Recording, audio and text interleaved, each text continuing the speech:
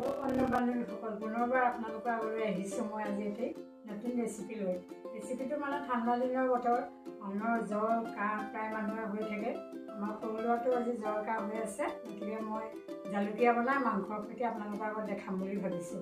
মইনো কেনেদৰে বনাম আপোনালোকে এবাৰ চাই যাবচোন।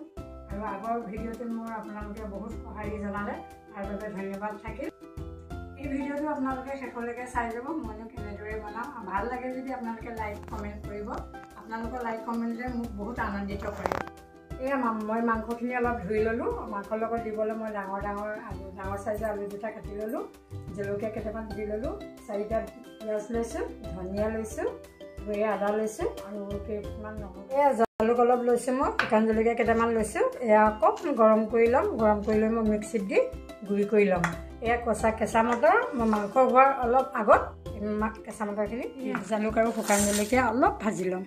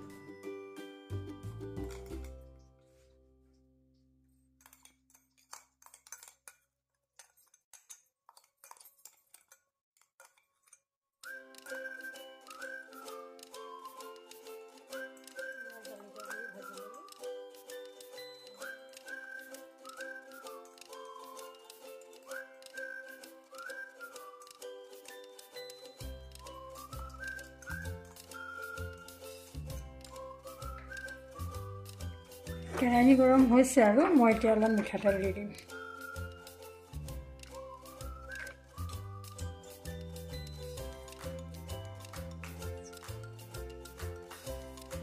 এয়া তেজপাত দিলোঁ,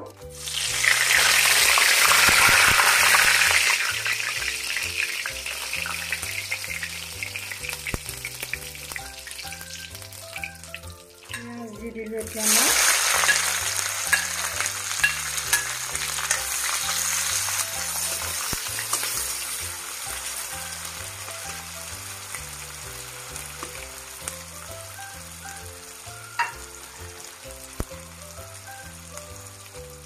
আদা নহৰু পেষ্ট,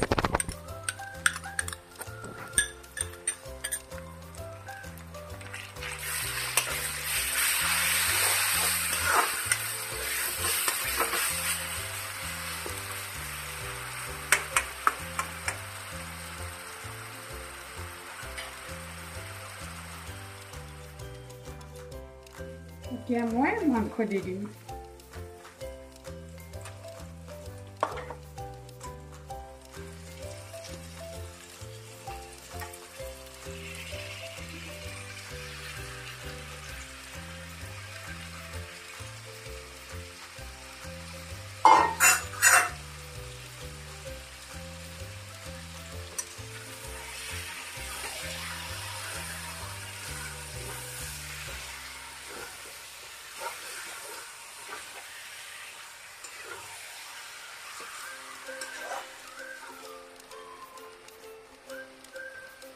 মাংসখিনি অলপ ফ্ৰাই কৰি মই এতিয়া নিমখ হালধি দিম।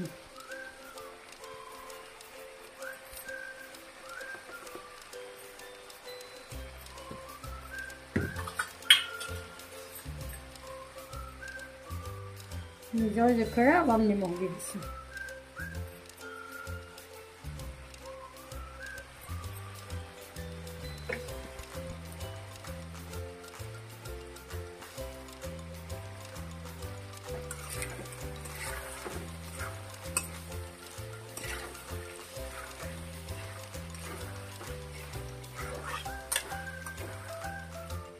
মই অলপ অলপ এতিয়া চবৰে জিৰা গুড়ি ধনিয়া গুড়ি দি দিছোঁ।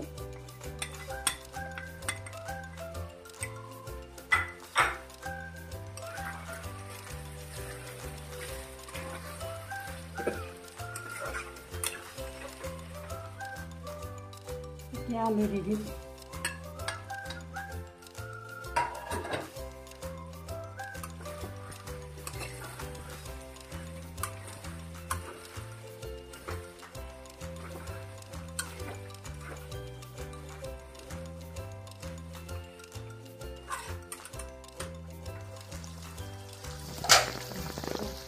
মই এতিয়া অলপ মটৰ দি দিম।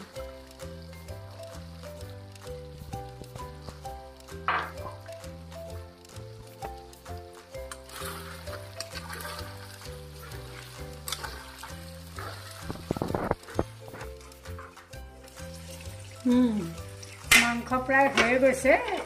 এতিয়া মই জালুকটি দি দিম।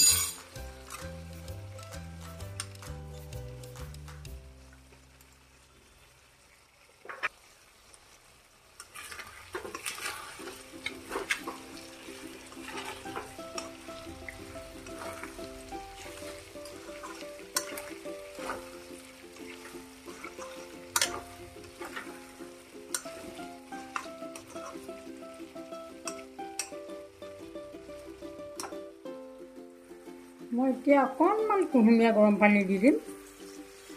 বেছি নিদিওঁ, অকণমান দিম, অলপ গ্ৰেভি কৰিম বস্তুটো।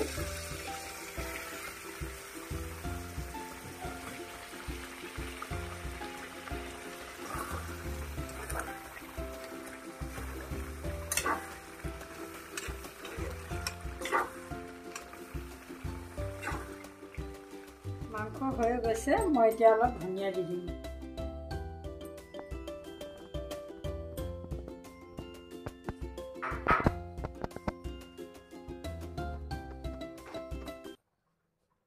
এয়া মাংস হৈ গৈছে। এতিয়া আমি ভাতৰ লগত খাব পাৰিম, বা আপোনালোকেও শুকান ৰুটি আৰু ভাতৰ লগত খাব পাৰিব।